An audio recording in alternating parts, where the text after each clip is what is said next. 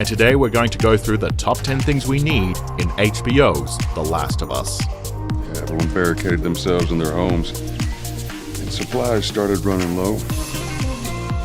That's when you saw what people are really capable of. For this list, we'll be looking at what made both The Last of Us and Chernobyl such compelling pieces of entertainment, as well as what made previous video game adaptations successes or failures to see how HBO's The Last of Us can be the best it can possibly be.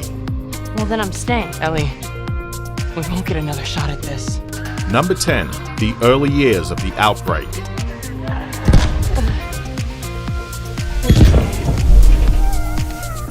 The one thing we don't want to see is for the series to be a one-to-one adaptation of Joel and Ellie's journey across the United States. That story is perfect as it is. Don't change it and don't remake it. Instead, for this premise, we're going to take a page from the Witcher Netflix series and propose that the TV series should be set before the events of the main game. The number of confirmed deaths has passed 200. The governor has called a state of emergency. There are hundreds and hundreds of bodies lining the streets. The other reason why it would be ideal to focus on the early outbreak as opposed to Joel and Ellie's The Walking Dead-like journey is that it runs the risk of being compared to The Walking Dead, as opposed to its own thing. It would certainly raise tensions to see how society adapts to the cordyceps outbreak.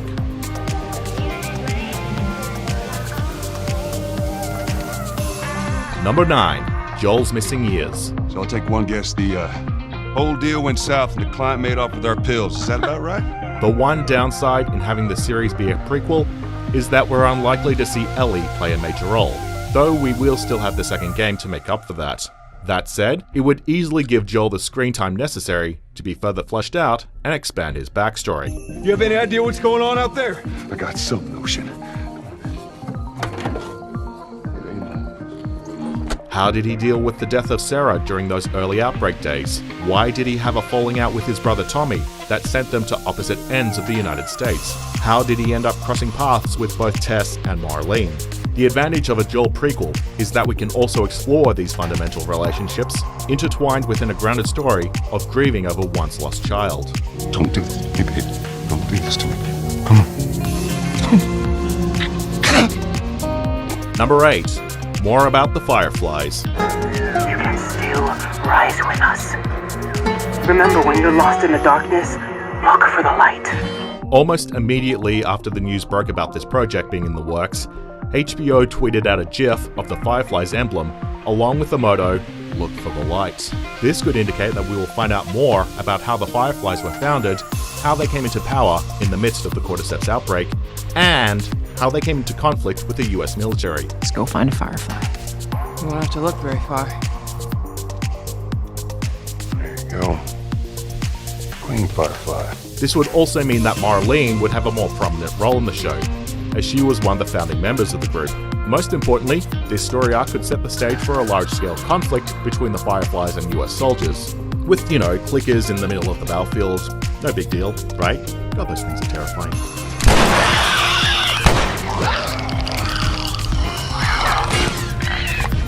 Number 7.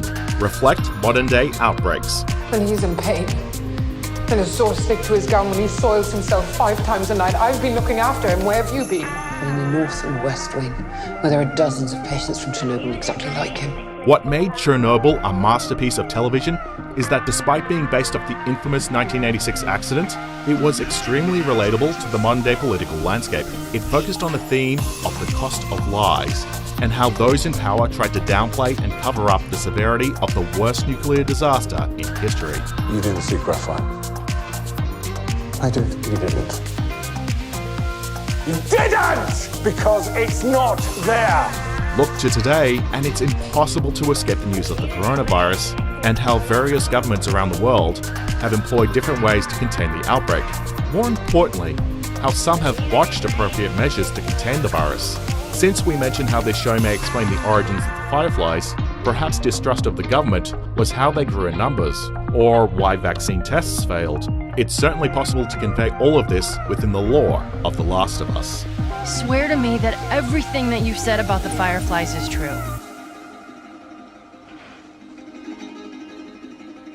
I swear. Every lie we tell incurs a debt to the truth. Sooner or later, that debt is paid. Number 6. How the rest of the world has fared. We're okay. They can't see us. The Last of Us was solely focused on what happened within the United States. From start to finish, we didn't hear as much of a peep as to what happened elsewhere in the world. Following up from our last entry, we know different nations have employed different ways to approach and contain the coronavirus. Maybe for this show, some nations were able to completely eradicate the infection. Maybe others are completely devoid of human life. Perhaps this can be an important piece of social commentary on the price of secrecy and patriotism in the face of a pandemic. There's certainly no right or wrong answer here, and that's what can lead to compelling storytelling. There could be no doubt about the supremacy of the Soviet nuclear industry. Oh, the KGB classified it. It's a state secret.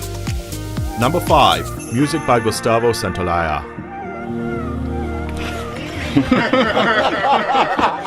Are you crying yet? That's pretty awesome. This seems almost like a no-brainer. Gustavo Santaollalla's iconic score for The Last of Us perfectly captured the emotional beats of despair and heartbreak and the bittersweet beauty of a world reclaimed by nature. Outside of The Last of Us, Santaollalla's discography really speaks for itself. His most recent TV series credit was for the Netflix series Narcos Mexico. He also managed to snag a BAFTA for his score on The Motorcycle Diaries and an Academy Award for his work on Brokeback Mountain.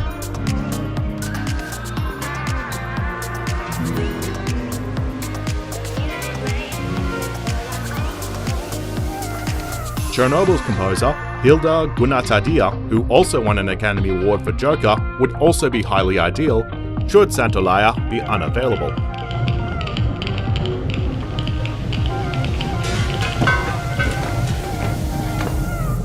Number 4. More Marlene. Even if you get her out of here, then what? How long before she's torn to pieces by a pack of clickers? As we mentioned earlier, since it's possible the show could focus on the origins of the Fireflies, it would also mean that one of its founding members, Marlene, could have a lead role in the show. It would be the perfect opportunity, considering her appearances in the game and comic series has been relatively sparse. How do you know them? I was close with his brother Tommy. Said if I was ever in a jam, I could rely on him.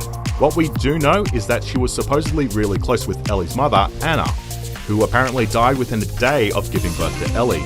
Marlene made the promise to her dying friend that she would watch over her daughter. I need you to know that I've kept my promise all these years. Despite everything that I was in charge of, I looked after her. I would have done anything for her, and at times... I mean, watching over an adoptive baby daughter and leading a revolution in a mushroom zombie-infested United States, there's a lot to work with here. Well, I hear the military's been wiping you guys out. About that. Number 3.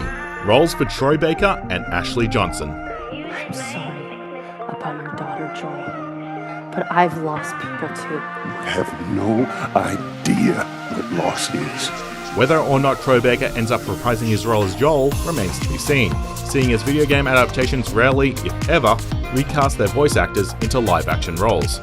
It's also impossible for Ashley Johnson to play Ellie, given that she's 36. But that doesn't mean they should be looked over by casting directors, as both of them have strong resumes of physical acting performances, even if Troy's is mostly motion capture. Plus, it would be an absolute sin if the original stars of the show weren't honoured in some way. In fact, the most ideal role to give to Ashley, she could be the one to play Ellie's mother, Anna. I laser scanned Jane's body across all spectrums, so maybe I can just cycle back down to all the infrared channels. Number 2. Ideal casting choices. I don't know, maybe they had a map or something to tell us where they were going. How far are we going to take this test? As far as it needs to go. I mean, we would love to see the cast of the game reprise their role in the show, especially seeing as many of them look their parts. Merle Dandridge as Marlene, Jeffrey Pierce as Tommy, and Annie Wershing as Tet. But there's always the risk of scheduling conflicts, so we have a few alternate options just in case. Obviously, some fans might say Hugh Jackman for Joel, but A-list Hollywood actors might be impossible for a TV series. So our short list of alternates for both Joel and Tommy, since they're brothers, would be Nikolai Coster-Waldau, Joel Edgerton, or Travis Fimmel. For Marlene, our shortlist would comprise of Simone Missick or Sonequa Martin-Green. We tried alternatives for Tess, but honestly, Annie is just too perfect in that role to recast. No, you don't.